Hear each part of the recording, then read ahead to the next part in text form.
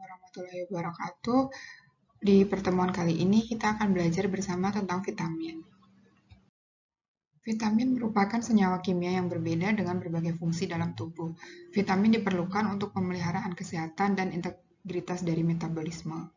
Vitamin dibutuhkan di dalam tubuh kita itu dalam jumlah yang sangat kecil. Dosis vitamin dalam tubuh itu harus diperhatikan karena apabila kekurangan ataupun kelebihan, vitamin itu akan memberikan efek yang kurang baik untuk tubuh. Vitamin A, nama lain atau sinonim dari vitamin A itu ada retinol dan juga aksiraptor. Bentuk kimianya adalah seperti ini. Retinol dan senyawa terkait terdiri dari 4 unit isoprenoid yang dihubungkan dari ujung ke ujung dan mengandung 5 ikatan rangkat terkonjugasi. Secara alami terjadi sebagai alkohol atau retinol, sebagai aldehida atau retinat, atau sebagai asam atau asam retinoat. Ini adalah bentuk kimianya. Fungsi dari vitamin A ini antara lain adalah fungsi penglihatan, kemudian reproduksi, fungsi kekebalan, dan juga pertumbuhan dan perkembangan. Sumber makanan terkaya dari vitamin A itu adalah hati, dengan jumlah yang cukup besar, ditemukan juga di kuning telur, susu murni, mentega, dan keju. Untuk lebih jelasnya, ada pada tabel tersebut.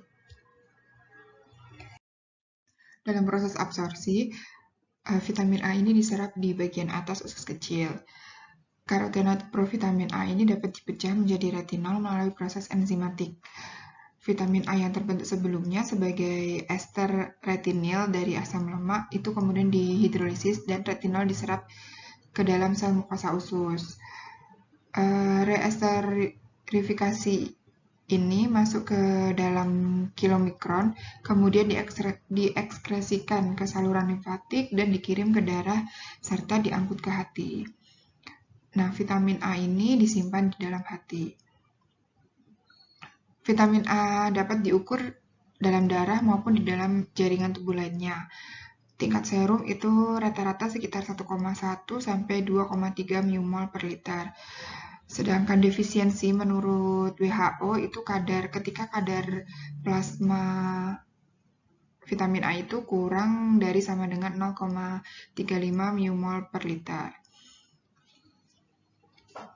Vitamin A ini juga sensitif terhadap oksidasi udara. Dia akan lebih hilang aktivitasnya ketika terkena panas dan juga paparan cahaya matahari. Nah, oksidasi lemak dan minyak yang misalkan ada karena mentega atau karena minyak goreng itu juga dapat merusak vitamin ini. Karena vitamin A itu termasuk dalam larut dalam lemak. Yang bisa melindungi vitamin A atau untuk menambah perlindungan vitamin A itu dengan adanya interaksi dengan vitamin E. Nah, ini adalah interaksi dari vitamin A. Seperti yang saya jelaskan tadi, vitamin E itu dapat melindungi vitamin A dari oksidasi. Itu adalah interaksi positifnya. Sedangkan interaksi negatifnya ada berbagai macam, misalnya kalau seseorang menderita penyakit ataupun infeksi, terutama pada penderita penyakit campak, itu dapat mengganggu vitamin A yang akan menurunkan daya tahan tubuh terhadap penyakit. Kemudian pada orang yang mengkonsumsi alkohol dengan asupan alkohol yang berat itu juga mengganggu penyimpanan vitamin A di hati. Kemudian defisiensi protein itu juga mengganggu metabolisme vitamin A. Karena vitamin A itu larut dalam lemak, jadi lemak di dalam makanan itu akan berperan dalam proses penyerapan vitamin A, sehingga apabila dalam makanan itu lemaknya sedikit, maka akan terjadi gangguan penyerapan vitamin A. Selain itu, interaksi negatif yang lain itu apabila terjadi defisiensi vitamin A, maka akan terjadi gangguan absorpsi besi yang akan berpotensi memperburuk anemia defisiensi zat besi. Defisiensi zinc juga dapat mempengaruhi mobilisasi dari vitamin A yang dari simpanan ke hati dan juga absorpsi vitamin A dari usus. Nah, batas atau rekomendasi kandungan vitamin A yang dikonsumsi dalam tubuh, mulai dari bayi hingga ke dewasa atau dalam seseorang dengan kondisi-kondisi tertentu. Defisiensi vitamin A ini dalam beberapa negara sudah jarang ditemukan ya, namun di negara berkembang, apabila ada kasus kebutaan, sebagian besar itu dikarenakan karena kekurangan vitamin A. Gejala awal dari kekurangan vitamin A ini dimulai dengan adanya rabun senja atau munculnya lesi di kulit. Nah, ini jarang dikenali. Lesi di kulit ini jarang diketahui. Apabila defisiensinya cukup parah, itu dapat menyebabkan terjadinya perubahan sel-sel kornea yang pada akhirnya dapat menyebabkan ulkus di korneanya, kemudian terjadi jaringan parut dan mengakibatkan kebutaan. Defisiensi vitamin A juga bisa menyebabkan retardasi pertumbuhan. Maka vitamin A itu diperlukan untuk fungsi normal dari sistem kekebalan. Nah, pada anak-anak yang hanya mengkonsumsi vitamin A sedikit sehingga terjadi kekurangan, maka dia dapat meningkatkan terjadinya penyakit pernafasan, diare. Untuk yang kondisi lebih parah, itu juga bisa meningkatkan kematian akibat penyakit-penyakit yang diderita oleh anak, terutama pada penyakit yang menular. Vitamin D memiliki beberapa sinonim, bisa juga disebut sebagai sunshine vitamin. Nama vitamin D ini umum diberikan untuk sekelompok senyawa yang larut dalam lemak yang penting untuk menjaga keseimbangan mineral dalam tubuh. Bentuk utamanya dia ada dua, ada vitamin D2 dan juga ada vitamin D3. Vitamin D2 ini sering ditemukan pada tumbuhan, ragi, dan juga jamur. Sedangkan vitamin D3 itu lebih sering ditemukan pada hewan. Utama dari vitamin D ini adalah untuk pengaturan kadar kalsium dan fosfat dalam darah, mineralisasi tulang, kontrol proliferasi dan diferensiasi sel, modulasi sistem kekebalan tubuh. Sumber makanan yang mengandung vitamin D ini dapat dilihat pada tabel di samping.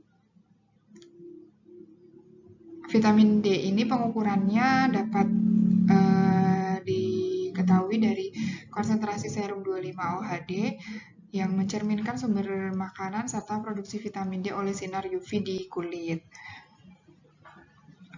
Vitamin D ini relatif stabil dalam makanan, penyimpanan, pemrosesan, dan juga pemasakan.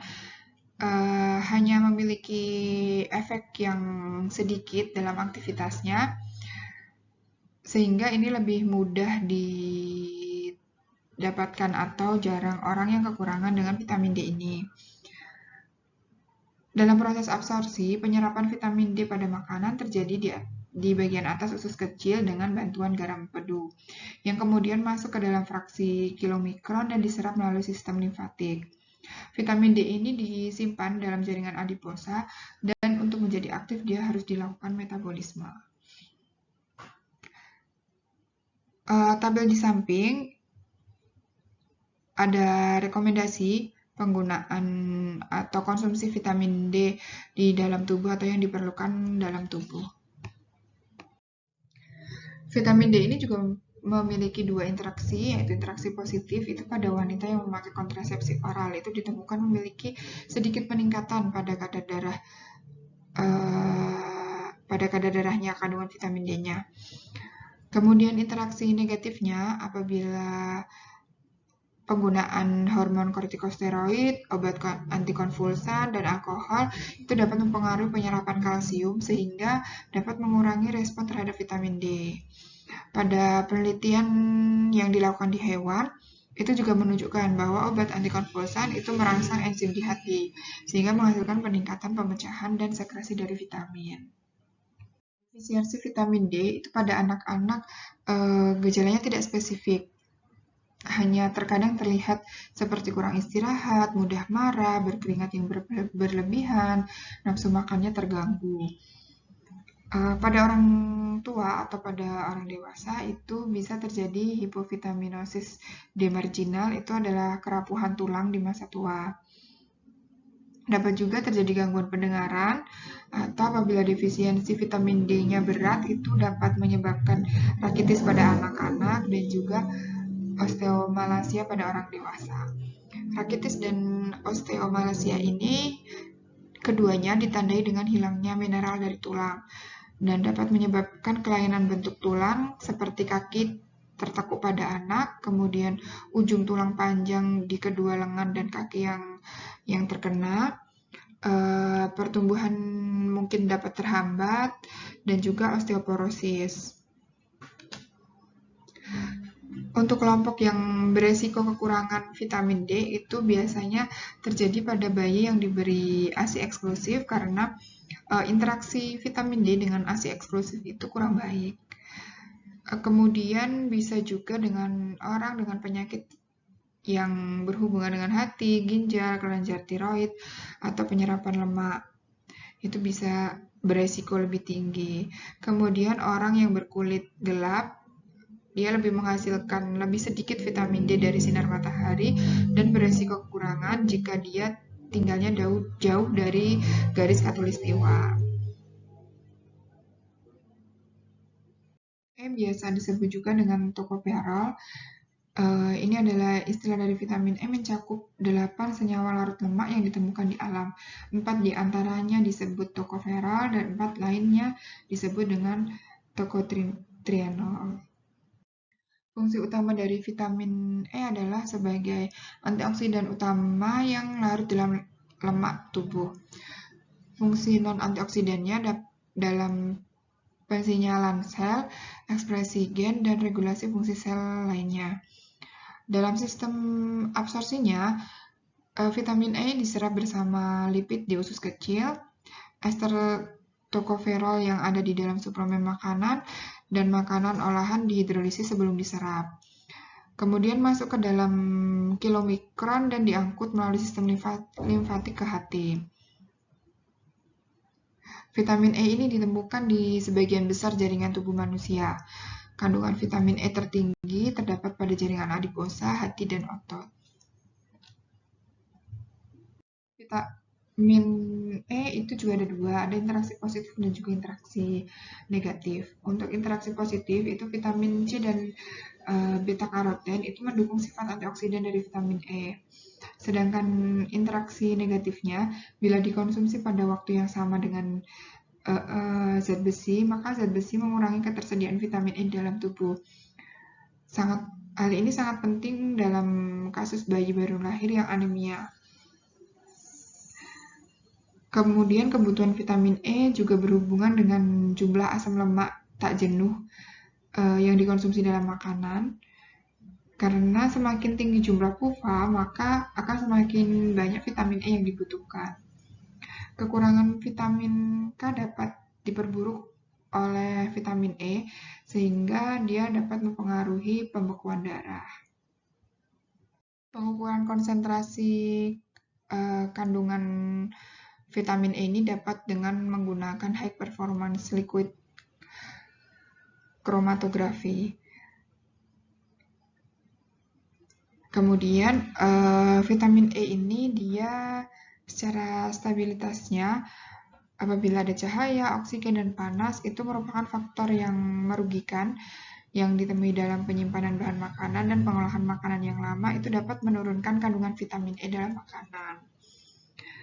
Apabila seseorang mengalami kekurangan vitamin E pada dewasa sehat itu jarang terlihat klinisnya. Gejala yang dapat terlihat itu pada pasien dengan sindrom malabsorpsi lemak atau penyakit hati, kemudian individu dengan cacat genetik yang mempengaruhi protein transfernya, bayi baru lahir, ataupun bayi prematur. Defisiensi vitamin E ini juga dapat menyebabkan gejala neuropati, miopati, dan juga retinopati. Tanda-tanda diagnosisnya terjadi kebocoran enzim otot, peningkatan kadar plasma produk peroksidase lipid, dan peningkatan hemolisis eritrosit. Kemudian pada bayi prematur, defisiensi vitamin E ini dapat berhubungan dengan anemia hemolitik. Vitamin K, sinonim dari vitamin K itu ada piloquinone atau menaquinone. Vitamin K merupakan zat antihemoragik. Dia lebih ke vitamin baru yang larut dalam lemak yang biasa disebut dengan vitamin K itu berasal dari arti koagulasi yang diambil huruf depannya. Secara alami ada dua bentuk, ada vitamin K1 dan juga vitamin K2.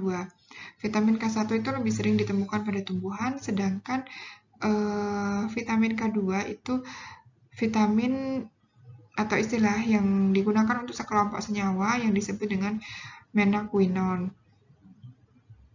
Dia lebih sering ditemukan pada hewan. Fungsi dari vitamin K ini adalah sebagai koenzim untuk karboksilase yang bergantung pada vitamin K, pembekuan darah, dan metabolisme tulang. Nah, protein yang bergantung pada vitamin K itu antara lain adalah protrombin, atau faktor 2, faktor 7, faktor 9, dan faktor 10, dan protein C, S, dan Z. Itu merupakan protein yang terlibat dalam regulasi koagulasi darah. Kemudian protein yang bergantung pada vitamin K itu ada juga osteokalsin dan juga MGP. MGP itu adalah protein matrigla. Dia ditemukan di tulang. Kemudian untuk absorpsinya, absorpsi vitamin K itu diserap dari jejunum dan ileum. Penyerapan tergantung pada empedu dan juga pankreas serta lemak makanan. Tempat penyimpanan utamanya dia di hati, namun dia juga ditemukan di tulang dan juga di jantung. Penyimpanan di hati ini terdiri dari 10% piloquinone dan 90% menaquinone. Pergantian dari vitamin K di hati ini berlangsung sangat cepat, sehingga tubuh dalam mendaur ulang vitamin K atau siklus vitamin K itu memungkinkan vitamin berfungsi sebagai atau berfungsi dalam kotak G protein yang secara berkali-kali. Interaksi vitamin K ini lebih banyak interaksi negatifnya atau bahkan belum ditemukan interaksi positifnya. Interaksi negatifnya itu apabila ada antikoagulan kumarin seperti warfarin, salisilat, dan antibiotik tertentu itu bertindak sebagai antagonis dari vitamin K. Asupan vitamin K dari makanan atau suplemen yang sangat tinggi dapat menghambat efek antikoagulan atau antagonis dari vitamin K ini. Vitamin E dan vitamin A yang dalam dosis tinggi itu dapat mengganggu vitamin K dan mengendapkan keadaan defisiensi. Penyerapan vitamin K dapat juga diturunkan oleh minyak mineral ataupun orlisat atau obat penurun berat badan.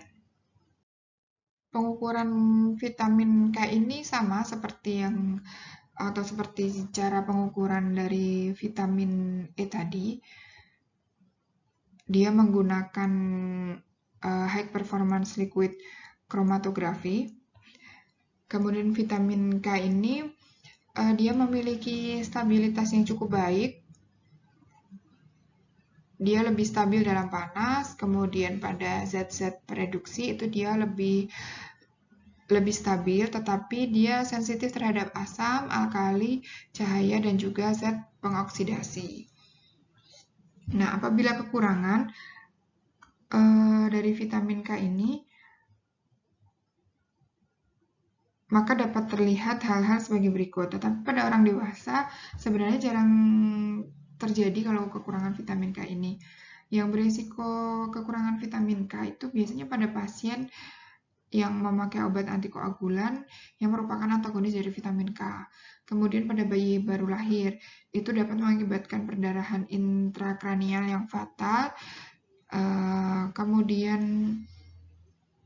konsentrasi faktor pembekuan plasma yang rendah pada bayi karena hati yang belum matang, kemudian penyakit hemoragik pada bayi juga, dan juga di banyak negara vitamin K ini sudah rutin diberikan sebagai profilaksis pada bayi yang baru lahir.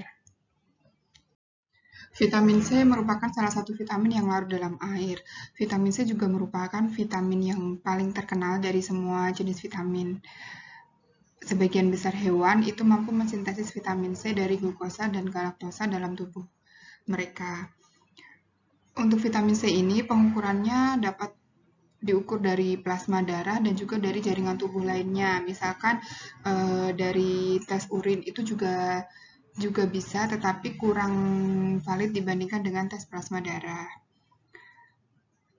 Untuk tingkat plasma darah yang khas dalam beberapa kasus itu berkisar antara 20 hingga 100 mmol per liter. Vitamin C ini sensitif terhadap panas, cahaya, dan juga oksigen. Di dalam makanan dapat hancur sebagian atau mungkin seluruhnya dengan penyimpanan yang lama atau dengan cara pemasakan yang terlalu matang. Vitamin C ini memiliki fungsi yang cukup banyak, antara lain sebagai stimulasi kekebalan, anti alergi, antioksidan, kemudian dalam penyembuhan luka, kesehatan gigi dan gingiva, membantu penyerapan zat besi, dan juga bisa membantu dalam kesehatan mata. Tabel di samping merupakan jenis-jenis makanan dan juga kandungan vitamin C-nya. Vitamin C ini diserap di usus dan juga tergantung dari jumlah asupan makanan, serta menurun dengan meningkatnya tingkat asupan. Sekitar 500 mg dari vitamin C itu diserap melalui proses transport aktif. Namun apabila dosisnya lebih tinggi, maka akan ada difusi sederhana tambahan dalam penyerapan vitamin C ini. Pada tubuh manusia itu memiliki simpanan vitamin C di jaringan itu rata-rata 20 mg per kilogram berat badan. Positif dan negatif dari vitamin C ini cukup seimbang. Interaksi positif antara lain dengan adanya vitamin lain seperti vitamin E, beta karoten itu dapat mendukung dari antioksidan pelindung dari vitamin C ini. Vitamin lain seperti vitamin B kompleks itu juga bisa memiliki efek hemat pada vitamin C. Sedangkan interaksi negatifnya pada senyawa yang beracun seperti asap, kebutuhan vitamin C untuk perokok itu lebih tinggi daripada non-perokok. Kemudian beberapa senyawa aktif lain seperti obat antidepresan, diuretik, pil KB, dan juga aspirin itu dapat menguras jaringan vitamin C. Dan juga kebiasaan konsumsi alkohol itu juga memiliki interaksi yang negatif terhadap vitamin C. Defisiensi vitamin C itu tanda awalnya biasanya terlihat kelelahan, lesu, kemudian kehilangan nafsu makan, mengantuk, atau mungkin malah insomnia, merasa lelah, mudah marah, dan juga ada peteki. Bisa juga diikuti dengan gusi berdarah, gigi yang goyang, dan dari perdarahan di bawah kulit itu apabila tidak dilakukan pengobatan maka dapat terjadi gangren. Dalam defisiensi yang parah itu dapat menyebabkan penyakit kudis yang ditandai dengan melemahnya struktur kolagen yang dapat mengakibatkan perdarahan kapiler yang meluas. Ini adalah tabel kebutuhan di setiap orang dalam vitamin C.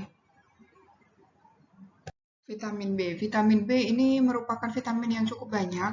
Vitamin B1 itu adalah vitamin B pertama yang diidentifikasi oleh salah satu senyawa organik yang diakui sebagai vitamin pada tahun 1930-an. Vitamin B1 sering disebut juga dengan tiamin. Ini diambil dari bahasa Latin dengan kata vitamin. Fungsi dari vitamin B1 antara lain sebagai koenzim dalam metabolisme energi, koenzim sebagai metabolisme pentosa, dan juga konduksi infus saraf. Absorpsi dari vitamin B1 ini adalah absorpsi gastrointestinal dari nutrisi tiamin yang terjadi di lumen usus halus, terutama di jejunum. Dia melalui transport aktif yang bergantung pada natrium dan juga energi. Kadar tiamin ini lebih tinggi dari 2 mmol per liter, itu harus membutuhkan difusi pasif atau difusi tambahan dalam absorpsi ini.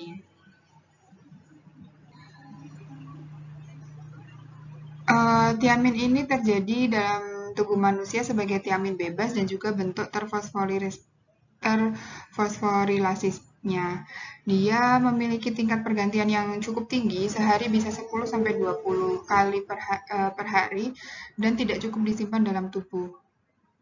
Cadangannya dari vitamin B1 ini juga terbatas, dapat habis dalam waktu 2 minggu, atau apabila kurang diet, itu dapat ditemui tanda-tanda klinis dari defisiensi.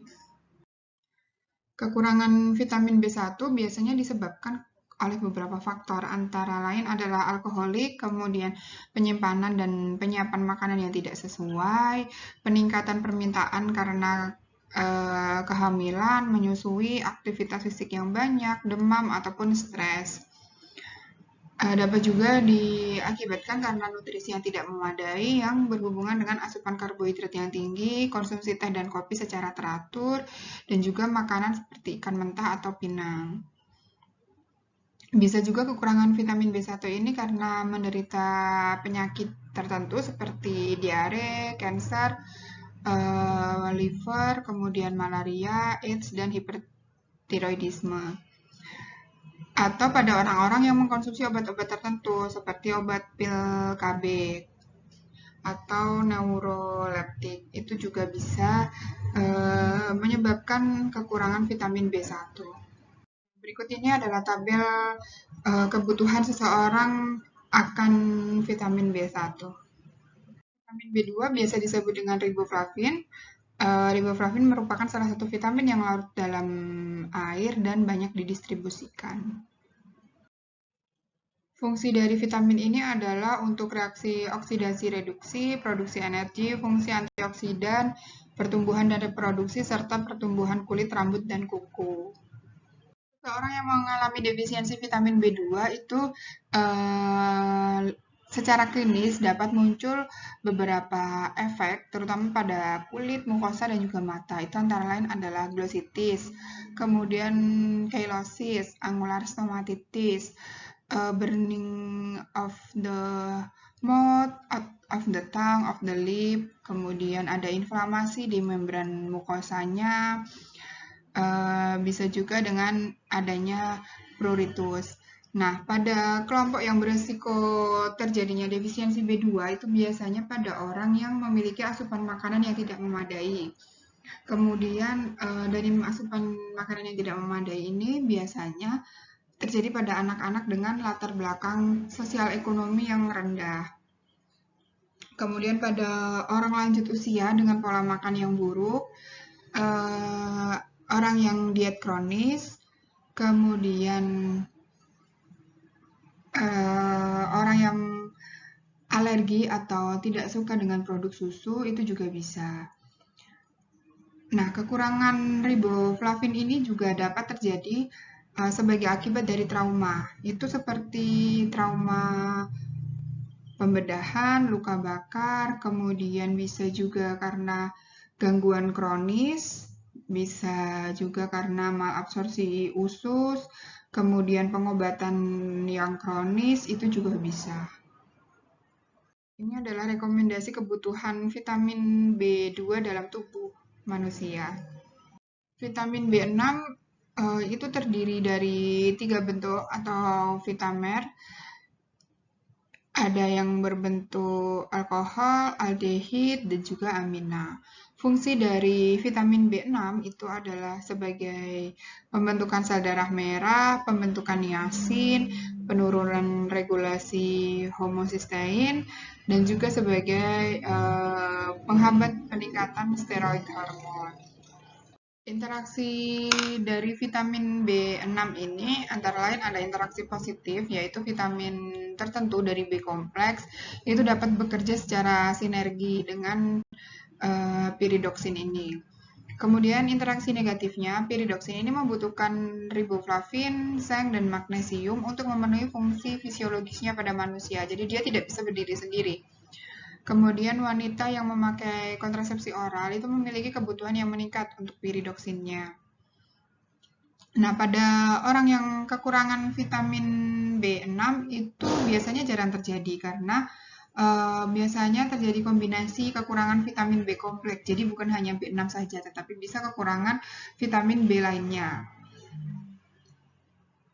Populasi atau individu yang sering mengalami kekurangan vitamin B6 itu antara lain pada wanita yang hamil dan juga menyusui karena adanya permintaan tambahan.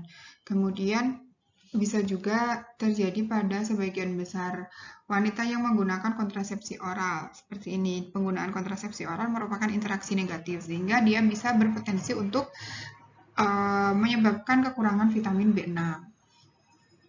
Kemudian pada orang tua dengan asupan nutrisi yang kurang baik, pada orang yang kurus, pada pecandu alkohol, dan juga pada orang dengan asupan protein yang tinggi.